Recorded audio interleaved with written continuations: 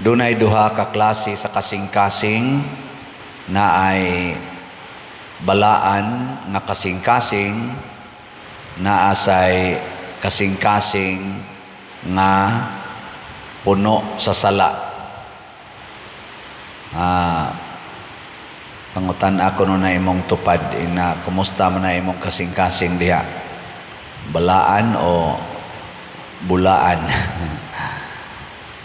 Mga igsoon, nganong nabalaan man ang kasing-kasing ni Jesus o ang kasing-kasing ni Maria tungod kay ang ilang kanunay gibutang sulod sa ilang kasing-kasing mao gyud ang gugma.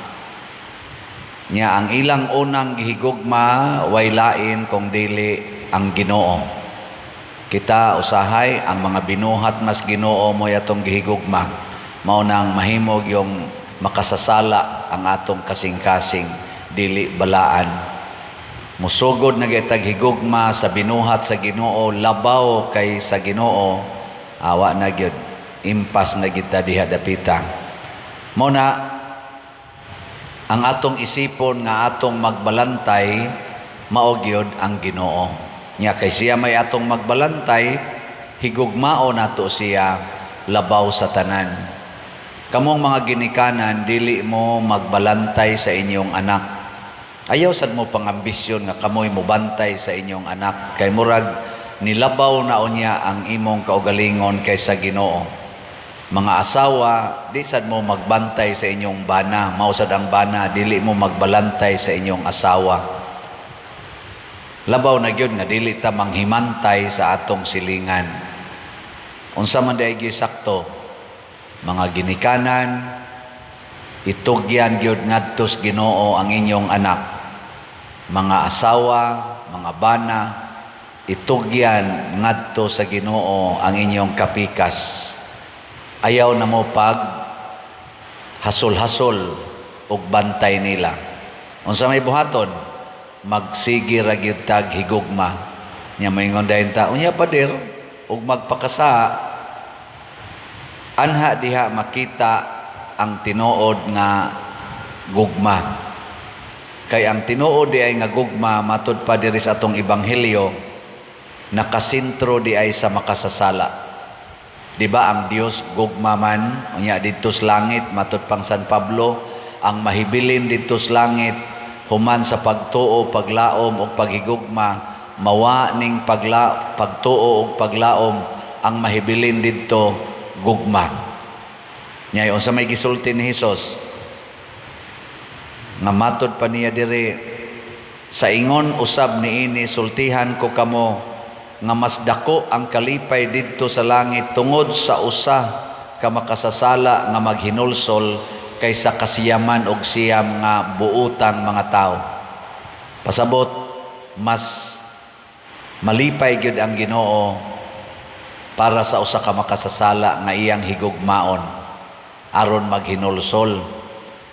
Kay kani manggong makasasala di gid na maghinulsol sa iyang sala basta way mo higugma nila. Sigihan na nimog kasaba, sigihan nimog yaw-yaw na musamot na Hinoo na. Muna mga asawa, higugmaa ang inyong bana. Unyag matintal, makapangabit, higugmaag apil ang kabit. Maghinulsol gina. Pero dugay-dugay patingali. Pero wa may question og dugay ba. Ang importante nga maghinulsol. Mao na ang sambingay niingon ni Hesus diri nga kung doon na kay usa ka gatos ka karnero unya buutan ang 99 nya ang usa ra gibuangon biyai ang 99 pangita atong nawala. Ang pasabot ani, kalimti ang imong kaugalingon nga kaayuhan, huna-hunaa kanunay nga kining ni ang makasasala mabalik sa Ginoo. Ug unsaon pagpabalik nga ris Ginoo, pinaagi gugma. Mao nay gihisgutan diri sa atong unang pagbasa ni Propeta Ezekiel. Di ba niingon siya diri, nag-ingon ang Ginoong Dios, ako mismo maoy mangita sa akong mga karniro, ingon nga ang magbalantay sa karniro mangita sa iyang karnirong nawala, pangitaon ko usab ang ako mga karniro. Unyag makit-an, imong latuson, ay dili oy, niingon siya, kuhaon ko sila, gikan sa kanasuran ug dadon balik sa ilang nasod ug pakanon ko sila diha sa kabukiran, sa daplin sa mga tinubdan ug kabalangayan sa Israel. Pakanon ko sila diha sa lunhawng mga sibsibanan sa kabukiran. Ako mismo maoy magbantay kanila. Ninduta no? Pangitaon tas Ginoo aron pakanon, aron silbihan, dili aron yaw-yawan. Kamong mga ginikanan, pananglitan ang inyong anak nabuang nas computer, nya tuas computeran, nya inyong pangitaon, ikakita na ninyo nila unsa may inyong buhaton, pakanon o yaw-yawan. Congratulations kung inyong pakanon. Bitaw na nga naay nangutana nako, ay istorya-istorya may pipila ka mga pare naghisgot manggod mi aning usahay magbinuang ba nga mga staff sa parokya, na ako no staff nila sa parokya nagbinuang, ilan ako nung gipailag kaso aron mutagam. Nyang utana sila nako, ikaw padre nakasuway na ka ng staff magbinuang? Nako na ay tsaka nang budispalko sa kwarta. Nako unsa may imong gibuhat na imong gikiha? Nako wa unsa man gi tukurag balay. Nako akong gi palakaw lang nya tagaan og separation pay nya ugway balay akong tukurag balay, palitan ako giyuta. Ha?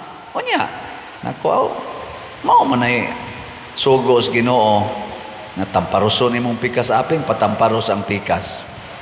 So unsa may buhaton? Ihatag ang tanang pagmahal sa mga taong nanikas. Nganong nanikas man na siya sa imong kinabuhi, kay dautan pa ang iyang kasing-kasing. Nya kay dautan man iyang kasing-kasing, imo sa daing baslan og punishment, taga-igugma. Ihatag ang iyang gikinahanglan. Tanawa, di ba? Musamot nagkabuang.